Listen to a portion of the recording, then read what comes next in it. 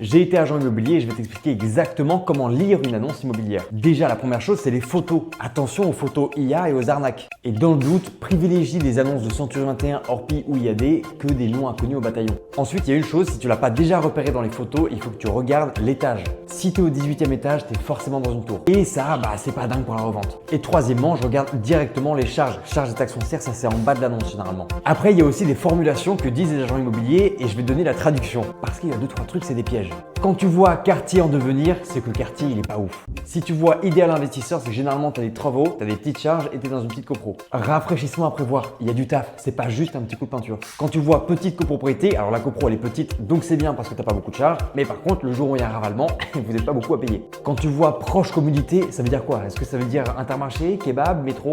Quand tu vois quartier calme et familial, ça veut dire qu'il y a un peu plus loin des transports. Et aussi attention notamment avec bien ici, l'emplacement des biens immobiliers n'est pas toujours exact. Maintenant que tu sais lire une annonce, l'épisode prochain, demain, on va voir qu'est-ce qu'il faut demander à un agent immobilier lors de la visite.